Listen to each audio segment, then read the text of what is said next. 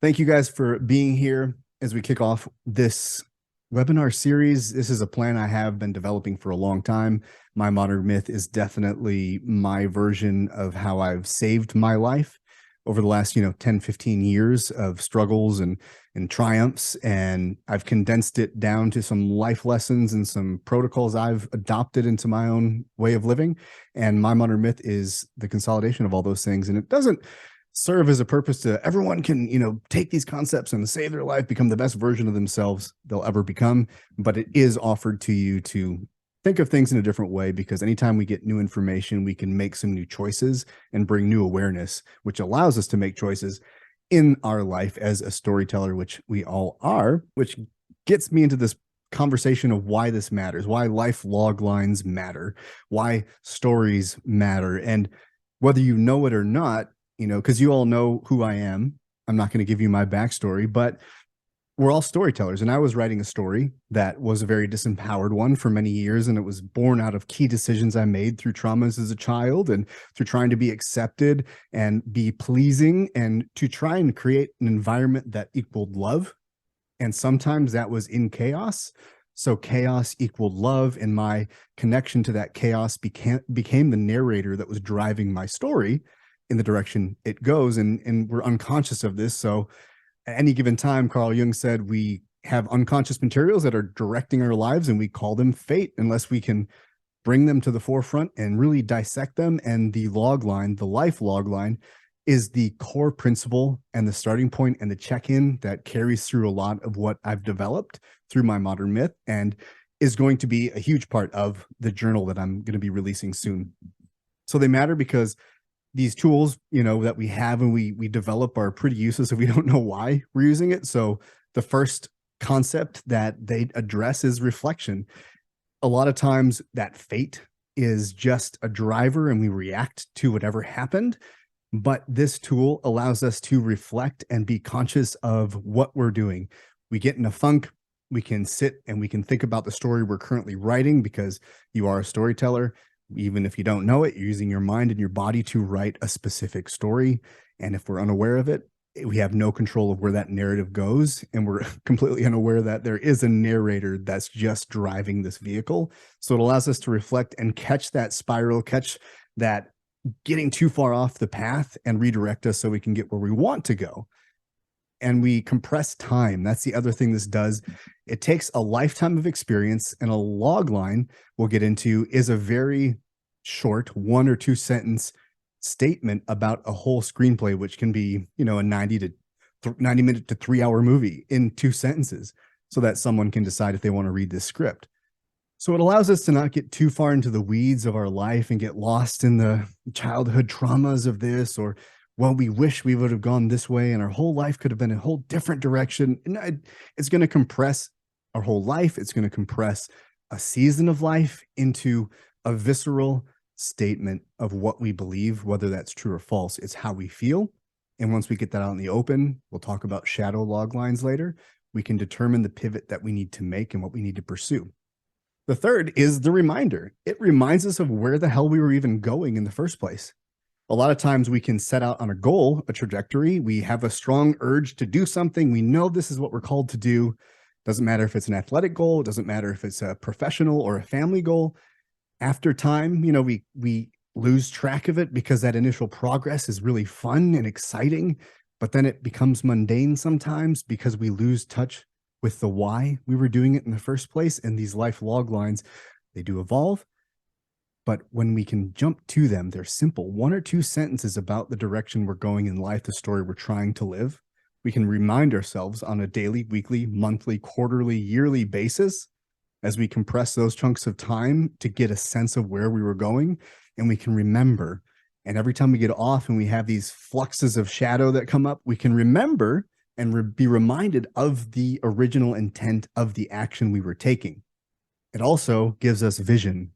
Part of the process of developing a log line is because there was some kind of a vision you had for your life. There was some kind of direction you wanted to go. And this consolidation of all that material into a simple sentence or 2 clarifies vision and gives it direction. I'll give you examples. I'll show you the anatomy of how to do this, But this is the core 4 principles of why this matters. It allows us to reflect on our lives or a situation in a simplistic way, a general way. It compresses that time so we don't have to look at everything we've ever done and every emotion we've ever felt and every wrong that was ever done to us. But it still reminds us of the direction we're going and the direction we want to go when we get off in the weeds, because we get stuck thinking about those things. We're human and we're going to think about those things. And it gives us vision. It reminds us of the vision that we have, what we ultimately want in our lives. So the anatomy of this log line, this is borrowed from Hollywood. So it's a 1-sentence summary of a movie or TV show. It's supposed to drive interest. It's supposed to be concise enough for some dude or some lady up in some executive office somewhere that gets 1,000 screenplays a day to look at this 1 or 2 sentences and be like, ooh, that's good. Not because it's poetic in nature, but because the story is appealing to them. So it contains pretty much the same thing across the board. It starts with the old you. Well, in movies, it's who this person, who the main character, the hero is or was at the start of this thing. And it's going to take us on a journey of this person. But who are they now? Who are you now? That's the first part. Who in this life log line, we can condense our whole life. Like I said, it can be the boy you, who you were, and we can really cover some ground, and we will talk and I'll give you examples of that. Or it can be, you know what? I started this thing, jiu-jitsu. I started racing Ironman or whatever the situation is, and I was this person. Now I'm this person. And that's where we get the vision of, this is where I want to be. I started as a white belt, a middle-aged man who became a black belt and a world champion. That can be a story. It can be, but that might change over time. And you realize that you were a timid person who was afraid of conflict and became strong because of this experience. So it also, as you go, the old you is a reminder of where you started. And now we're going to start to figure out where we're going and give yourself a call to action. If we don't have a call to action, we don't have a call to adventure in a movie, we don't leave. If, Luke Skywalker doesn't have, well, what happens to him is very tragic, but it's a call to adventure, because without that inciting incident, he just stays a farm boy. He doesn't have a reason to leave because there was nothing that was that intense to him that called him to leave the life he knew and go into the life he didn't. And a lot of times that life you didn't know, or the experience you've never had, is too scary. So we stay the old us where it's comfortable. There is a lot of comfort in the discomfort we know. And so it has to take something. This call to action has to be big enough because you're tired, you're sick of whatever it was, whatever it is, that you're now going to leave that and go out and do something else. The mission you have is really where you're now saying what it is you're going to do. Call to action: I'm tired. I'm sick of living the way I'm living. I'm tired of being passed over. I'm tired of people not taking me seriously. I'm tired of feeling unseen, like I have no value. I'm just tired of it. Okay, so great, you're tired. So what are you going to do about it? Well, the old you is tired, and the new you that you want to become needs to do this. And this is my mission. I'm going to race the Ironman. I'm going to go to class and train jiu-jitsu. I'm going to fight. Well, that's good, but we need more. The impact. In movies, we can call these death stakes. The impact is what must happen. The death stake is, if you don't do this, this will happen. And it is going to be awful. If I don't change my life, I will lose my family. Kind of a death stake. It can be, if I don't do this, I'm going to be, this is from personal experience, I'm going to become my mother, who doesn't take care of herself. If I don't train my body now, I'm going to be sitting on a couch alone, watching YouTube, doing nothing but complaining about my life. That's who I will become. That's my death stake. It's one of them. And you're going to have more than one. And like I said, this whole broad strokes of life experience is helpful, because if you get into the minutia right away, there's too many things to chase. So these life log lines are concise for a reason. It gives you direction on one. You may end up developing a personal one, a professional one, a family one, an athletic one. I mean, the sky's the limit. But to start, we have to find one direction we want to go and reinforce it with this technique. So some examples to have some fun with some movies. We'll play a little game if you want to unmute. I've got a few different log lines from actual movies, and I'm going to give them to you and then kind of give you a little reason why I put them in here and how we can learn how to develop one for ourselves based on these movies. The aging patriarch of an organized crime dynasty transfers control of his clandestine empire to his reluctant son. Anybody know that movie? Godfather. Yep, that's the one. So what we see here, the aging patriarch, that's who he is. So this is not about him as a boy. This is about him where he is now and who he is. He's owner, the leader of this organized crime dynasty, and he needs his mission, his deal that he has to act on, his call to action is he's going to die. He's getting old. He has to transfer this power to somebody else. Now, the death stake in that, like that's his vision. That's what he needs to do. But the death stake is he feels like he's going to lose something. If he doesn't give this to his son, there is a real loss for him. This is a family. This is something he's grown. He came from a foreign country and built this thing up from nothing, and it's all going to go away, or he's going to have to stay until he dies in this environment. So there's a real push for him to try and figure out how to get his son to be on board with this. How is he going to leave legacy? His death stake becomes legacy, but it looks like the transfer to his reluctant son. So there it tells you the problem too. Like, well, he needs to transfer it to his son. Well, that's great, but he's reluctant. Oh, okay. There's the difficulty. That's what you're up against. So who he is, what he wants, what he needs to do, and what's the death stake? What's the problem to him achieving his goals? A prince cursed to spend his days as a hideous monster sets out to regain his humanity by earning a young woman's love. Beauty and the Beast. Bam! There it is. I like this one. It really drives home the point of, again, who he is. He's cursed to spend his days as a hideous monster. It doesn't give us why. It doesn't say because he was rude to these people and he was cursed because of that. It just says he's cursed. He's going to spend his days as a hideous monster. That's where he is. Now he's setting out. He's called to action because he doesn't want to be this way forever. So he has to regain his humanity by earning a young woman's love. And that's one of the reasons I picked it, that earning. He's taking ownership. These statements need to take ownership. It's not him. He has to make a young woman fall in love with him. He needs to earn it. That's where the transformation occurs. So if you can find a way to bring transformation into your log line, it reinforces the why and how it must happen. You have to earn it. So what does he have to do? He's going to have to deal with a lot of his own stuff to earn that woman's love. And through the movie, we can see he doesn't do this right away. And that's something you need to embrace, is this log line doesn't change your life. It reminds you of what you must do. So when things get difficult, you're reminded of why you're even doing this and what you're trying to achieve. He doesn't want to remain a hideous monster. He wants to reconnect with who he is, who he was, maybe in an enhanced version, because obviously the story, he grew up privileged and he was not kind to people. So he doesn't want to be that guy, but he wants, through earning love, to be the prince that he always could have been. A young janitor at MIT has a gift for mathematics, but needs help from a psychologist to find direction in his life. Good Will Hunting. One of my favorites of all time. And I love this one because now we're looking at the youthful nature of this hero. A young janitor, he has a gift. He's aware of his gift, but he's not using his gift. He needs help. His call to action is really not one that he was given. His friend gave it to him. His girlfriend gave it to him and said, you're sitting on the winning lottery ticket, but you're sitting here with me. My dream is that I show up to your door and you're not there because you finally got out of here. So that's what the movie says. There's a huge swath of information we don't have, but this is what he wants. And this is what he needs. His call to action is, I need to find direction in my life, so I'm going to get help. Which, if you watch the movie, obviously it's not like he wanted help, but this gives an indication to the person who's reading the script before they do. This is generally what's going to happen. It's not going to be this simple. Our life log line is going to give us a general idea of what we want and how we're going to get it, but it's not going to tell us the full story. It's not going to encompass all of the trial. That's why I say this is a foundational tenet of what we're doing in My Modern Myth. This is going to be with us as we go and experience life, so we can come back to this anchor point and remind ourselves of what we're here to do. And this is the last one.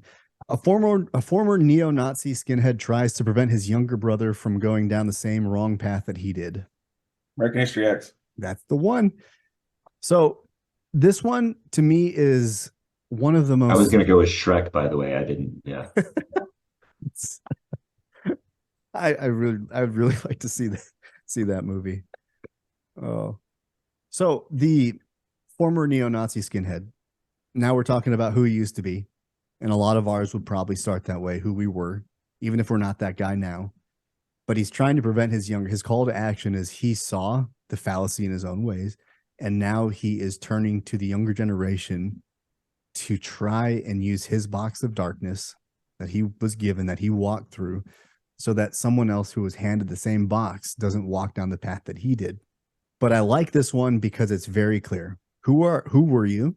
What do you need and why is this your call to action? And what's your death stake? Well, if I don't do this, my brother is going to go down the same path that I did and be in jail or dead. Now, things to consider with our log lines, our life log lines is, again, 1 or 2 sentences. If you do this and you end up with run-on sentences and 5 commas so that you can break that rule, or you have 5 sentences as a paragraph, completely fine. Why I say it's fine is because when we put a lot of words on page, we can always cut that in half. Almost every time you write something, you can cut it in half because there's a lot of fluff that we don't feel is fluff. And as we refine it and we go over it and say, what do we need? What do we not need? We become more clear on what we want. So it's useful to put a bunch of fluff on that page and then slowly start to delete things from it. It's actually a really good exercise. This is a muscle that you have to build. Competency in writing short, concise things is a muscle you have to work out too. So if you do this, please just write what you feel and what you want. Don't worry about the 1 or 2 sentences at first. You want to shrink it over time as you reflect and get clear and ask yourself questions. Trust your intuition is the second, or the third. Oh, how about that? There is no second. Oopsie. So the third is trust your intuition. The intuition part is your body knows, your mind knows what you need, what you want, and your mind can sometimes convince you otherwise, in the logical part of it anyway. This process as an artist, as a storyteller, is visceral. We get visceral and then we can get logical on top of that. So whatever it is that comes out is not to be shamed. It's to be looked at and being like, wow, I agree with this. Or, well, that doesn't make sense. Why do I care about this? Both of those paths lead to great understanding. But if we get too mental on it and try to control because we think something sounds honorable, or we think this will lead to more wealth, or whatever it is, we bypass what we need and we start doing what we think someone else wants us to need. And they don't know. The world doesn't know what we need. And it's not about commanding great wealth. It's about showing up and as authentically as we can as our fundamental core. And if you don't know that, well, you're always going to be wearing a mask. And there's always going to be discomfort and unrest and unease in everything you do. So this is why this is important, to really just let your intuition lead this exercise. And the fourth, I can't do math good. I had some CTE, some TBI in the Army, so you've now seen my secret. It will change as you grow. This is key. You will change as you grow. We all know this, I'm pretty sure. But one thing that we do when we start drafting these things sometimes is think it has to be this. Just like when you choose a goal, it's the same thing. It doesn't have to be this goal forever. Sometimes it's just the start of a direction. It just was enough to get you moving, whatever it was. And once you start moving and get out on the path, you start to have the world influence that idea, and it will sometimes pull you away from that idea. The key here is that if you're pulled away from something, you have to make sure that it's a pivot away from something. You pause, you look at it, and then if it's a small adjustment, walk down it a bit further. If it's a frustrated, angry, I quit, that's probably an indicator you should stay, at least for a little longer. Because I always tell people, quit for the right reason. If you leave a sport, if you leave a career, if you leave some situation, you just have to have clarity that you're doing it for the right reason. And that's why in jiu-jitsu, I learned when I first started, I wanted to tap because the pressure was too much and I felt like I was suffocating. Well, in part because I probably was, but the call to tap was my fear response. Make it stop, make it stop. I want to be comfortable. I don't like this. But what really was being called of me was to create space. So hold on for 5 more seconds and try to create space. You're okay. Or are you? Ask, check in. No, actually, I'm okay. I am fine. This is more panic. Okay, well, I didn't tap. I created space. I framed. I remembered. I could breathe. And then I was okay. But we have an initial response to leave something or to end it. That comes from an emotionally visceral place. And visceral emotions have their place. but we have to get better about looking at the pivot and the reason that we're going to change and grow in this direction to make sure it's a good reason to change and grow in this direction. Otherwise, we'll just quit things, And Adam on the show, he tells me all the time it's about iterating. And that's all this is you're constantly getting new information, and that's going to influence the direction you want to go. And as we continue to connect with a life log line as a mission statement for our lives, it's going to change. It has to, because I'm not going to be the same person I was in 10 years. So obviously there's going to be some difference and some nuance added to this thing. So don't feel bad if anything ever changes in goals or in these life log lines, because honestly, it must. Some examples of life log lines from people I've known. An abused young man grew up to realize he had the power to build his life or destroy it, and broke the generational curse. Now, this one is a total life experience. It's a snapshot of where he is, or he was, and where he started. He was abused. I can relate to this one in the sense that we all have the choice to react to things in life, to either build or destroy, to empower or disempower. And when we look at this, we realize our decisions are based on a lineage of experience.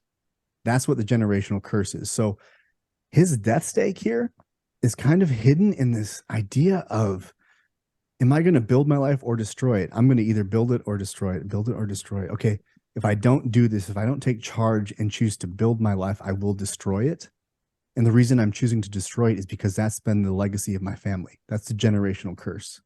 And sometimes that is sounding bombastic to people, but if we simplify that, we still have generational curses. That's maybe too much to say it's a generational curse, but there is decisions that we make that are in our bodies, passed down from generation to generation. My grandpa beat my dad with a belt, the metal end of the belt, called him stupid, all these things.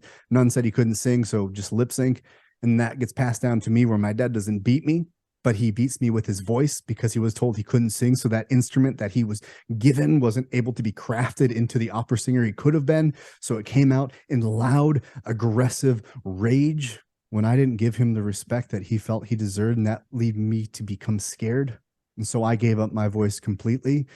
This is the handing down of generational curses that I have to change, or I walk down a path that is leading to destruction of my life and disempowering every single choice I make, because I'm protecting myself from my father, my grandfather, my great-grandfather. This is just the way things go, and it's to different levels of severities. And some people have had amazing experiences. They probably won't have a life log line that says, in this case, what they want is, I had a great life and now I'm just going to keep living a great life. No, we all have stress. We all have struggle. It just might not be abuse. You still want something. You're still trying to create the best life story possible. So it doesn't have to be this intense. A young girl who never felt she fit in grew to realize she wasn't meant to. She was meant to light the path for others. Now, this one is softer. We can all relate to this, I would imagine. You grow up, you modify yourself to fit in, and sometimes you lose bits of yourself, maybe not in traumatic ways, but you start to realize as an adult, like, oh my God, I loved music and I'm not doing music because I was told, I wasn't good at it. It wasn't going to bring me money. So I just put it to the side and focus on this stuff. There's bits of personality that we all sacrifice. And there was a Bible verse that I read where it was talking about the prodigal son, or it was talking about 100 sheep and there was 99, but there was still one lost. And there's a Jungian psychological perspective that talks about those parables and said, that's the self, that's the authentic self. And until 100% of that authentic self is reconnected and built and combined, you'll never be happy. You'll always be in hell. And so that's why there was a rejoicing of the arrival of the last missing thing, is because that's when we finally could feel like we've done it. Our life purpose can be put into this number 2 here. Until we have all the bits of ourself, not through trauma, but just because we're not living as our fundamental core, we will always be uncomfortable. We'll always be confused in some small way. And as clarity is brought in, we get closer to understanding who we are. A lazy man realized his apathy was a cushion of protection. He came alive when he removed it and chased after what he loved. So this is also a relatable one, that maybe apathy is a choice that someone made because if they feel things, they feel disappointed. If they feel hope, that hope can be dashed. So it's like my dad would say when I was young, it's better to, be disappointed than to have hope and then be disappointed. It's kind of like that pessimistic attitude, right? Hey, I knew it was going to go bad. So, I didn't set myself up to be let down because I believed it could be good. Pray for the best. Yeah, it'd be great, but I'm expecting the worst to happen. So this is kind of what this guy was experiencing. But he came alive when he realized that he didn't have to block his emotions. Actually, the emotions were the voice that was telling him what he needed. And so if you suppress that part of who you are, you don't know what you feel. You don't know what you need because we don't speak that language. And that's going to be some of the courses that I dive into in the future is the language of emotion, because it's one we don't understand, but it's so vital because there's so much key information that's trapped beneath joy, beneath anger, frustration, doubt. These things can be active, passive messengers of the same message. And it's super exciting to realize that we can have that narrator, that inner narrator, using emotions to indicate what we need to do and where we need to go. Number 4, a timid boy grows up and finds his voice, saving himself and others from death by silence. This one's mine. And the reason I included it is because it's my current iteration. This is not my first one that I've done, and it won't be my last. But the reason I came with this was because at this point in my life, I came to a point where I realized my call to action is to speak. And the reason I didn't for so long was as a child, it was not safe. And as an adult, it felt not safe. Every time I spoke, I could get attention. People would see me. And that's when I got attacked. I would, try to help veterans. And as soon as I was given leadership, I would get smashed. People called me the golden boy, started lying about me, and rose up to take me down. And why would anyone want that? Well, unfortunately, as I've learned, if you want to do anything great in this world, you have to open yourself up to and be okay with that being part of it, because you can't get the highest of highs without those lows. And I didn't like that. I didn't want that. So now I realize that the death stake is, people are going to be mad at me. People are not going to like me. I'm not everyone's cup of tea. Who is? But if I don't do this, I die. Literally. When I attempted suicide in 2008, that's why. Because I kept everything inside and never spoke. I was not doing the thing that I needed to do to be the most fullest extent of who I am and get connected with that part of me, which is my pure fundamental core. I was trying to kill the false self, not my real self. So shadow log lines is a version of the log line that comes up, unfortunately, a lot more than the log line does. So this practice is going to look at the patterns of our life and, the damning stories. This is what we call the inner critic. It's always a disempowering behavior. It's always calling our attention to how horrible we are, how much we're failing, how inequipped we are to do whatever thing it is we're going to do. And they're always quick, brash statements. You've all done it. We've all said something to ourselves that I'm a loser. I'm lazy. I'm a quitter. These are shadow log lines. It's very blunt. It's not death stakes. It's just, this is who you are. And it's going to stop you from doing whatever it is you want to do. The disempowering behavior is one part of it, but we need to get to why we engage in it. And we'll get into that with some examples. Fearing rejection from his wife, he turned to porn instead of intimacy. Now, disempowering behavior. We could look at this and say, just no fap. You got to go abstain from whatever it is. You could put fearing rejection. He turned to alcohol. Whatever it is that the person turns to that is something that's disempowering his life. You can put that in there. He turned to that. She turned to that. But why do you turn to it? My whole shtick, the thing that I get worked up about sometimes is when we just shame a behavior or shame a thing without understanding why we engage in it. Because if we don't understand why we engage in something, eventually we're going to go back to it, or it's going to manifest in some other way. Maybe you're not looking at porn anymore, but now you're drinking, now you're smoking, now you're doing something else to take that energy and not bring it to your loved one that needs to have that. Because why? Intimacy is not safe. Now we start getting into some of the stories of why we've created these shadow behaviors. They always serve something, and that thing they serve is self-soothing. They comfort, they self-regulate without any kind of work on our behalf. It's lazy, it's easy, it's accessible, and it works. even though it leaves you miserable. So that's one. You look at, oh, I'm so mad at myself because I keep doing this. Why do I do it? I'm afraid. I'm afraid that if I open myself up to this person that I love so much, they're going to hurt me. So I'm going to turn to this to avoid all of that, because I know what I'm going to get when I go to this substance, this action, this activity, whatever it is.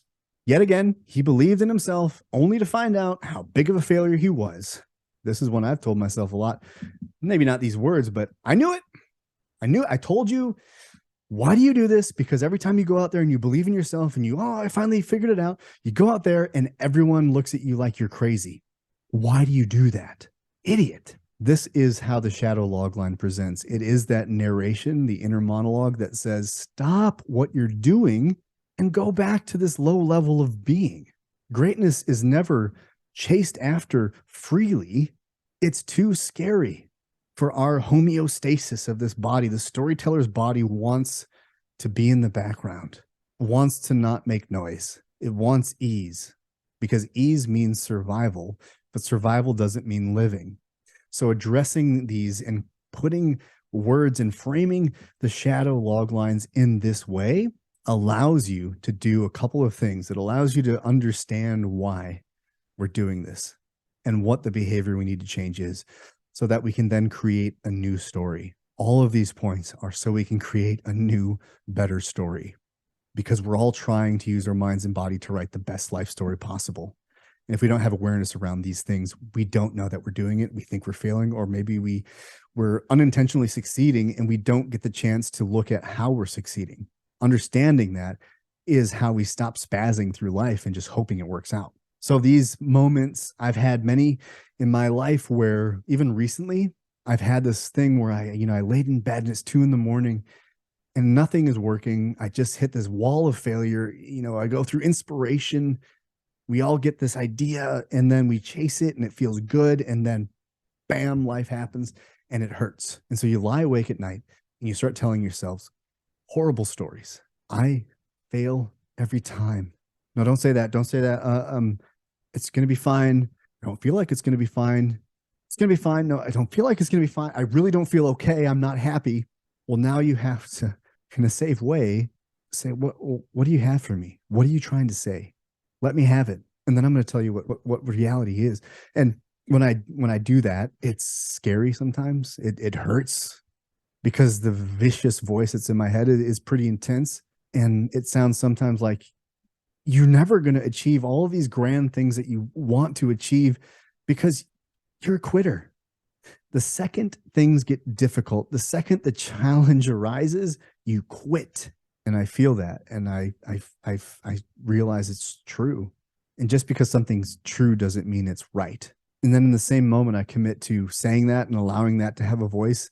And then I need to bring reality into it, because I find areas where that's not true. There are certain things in my life I have not quit. I am not a quitter. I have just quit things for right or wrong reasons. That's separate conversation. But then I answer that. What story do I want to write tomorrow? Because that's what I'm writing today. That's what I wrote today. What story did I write today? I'm a quitter who faces adversity and then quits because it's too hard. Great. That was a really crappy Thursday. What am I going to say Friday?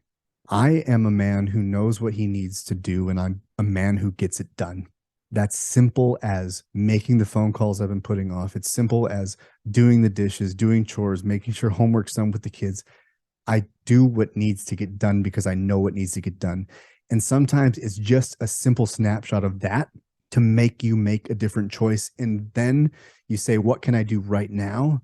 It's 2 a.m, man. All you can do is sleep. And then you say, okay, because I can't do anything else tonight. So that's part of why these shadow log lines become very important, because they drive new, smaller stories just for the next day.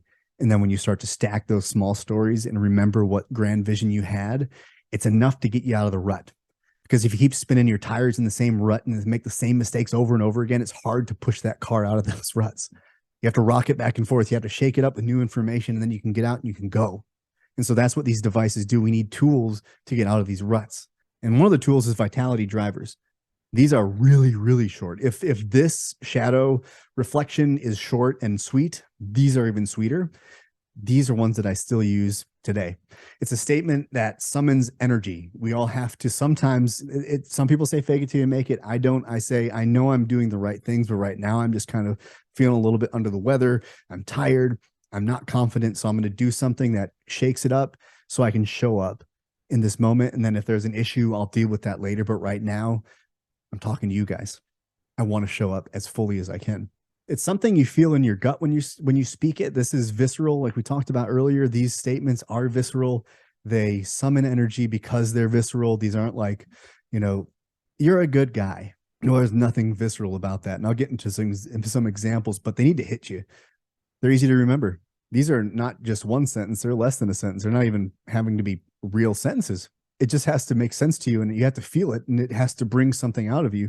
And some of the examples, I'm fucking unstoppable. This one I got from Tony Robbins a few years ago was that I'll be nervous and I'll say, I'm fucking unstoppable. I'm fucking unstoppable. I'm fucking unstoppable. And I'll say it until I am fucking unstoppable. And that carries me a little bit. This is a fast burning fuel source. But sometimes you have to drive yourself to do something because getting out of that rut is hard. Going to the class is hard because all of this stuff is in your head, but you need this statement that gets you to go do the thing, because in doing the thing, whatever it is, it feels good. But getting to that place is the hardest part. I don't want to write. I don't want to go and look at this screenplay because I've done it 5 times and I don't know what else to do, but I'm a damn good writer. I can do this. I love story. I live for those moments. Well, maybe now I can take energy and go look at the screenplay. Or maybe I realize I'm not meant to do this alone. Oh shit, yeah, I'm not. Let me call Sam. Let me see if he'll look at that. Then you start to have new awareness and new choices. You can pause, pivot, and pursue a new direction. Another one, be here now. This is a big one that I use. This is the one that I learned from my dog, because my dog is nowhere except the present moment. I forgot her outside when it was cold once. And I felt so bad about it, but I let her in the house and she was like, oh, fantastic. We're here. I love you. I love you. If I was left out of a house, I would just feel like, why'd you do this to me? Do you not love me? Do you hate me? But a dog is like, I'm here now. I'm seeing what you're doing for me. I'm seeing what we're doing together. So I'm here. I'm now. There's no other time. There's no other thought. It's just you and me right now. And sometimes that's all I need, is to remember that there is no success or failure. There's just now. Whatever happened in the past, whatever is going to happen in the future is just vapor in the wind. But right now I know I can do things. And so that's enough to sometimes get me out of bed, because some days are hard. Nothing is over. Also, I'd add, there's still time on the clock.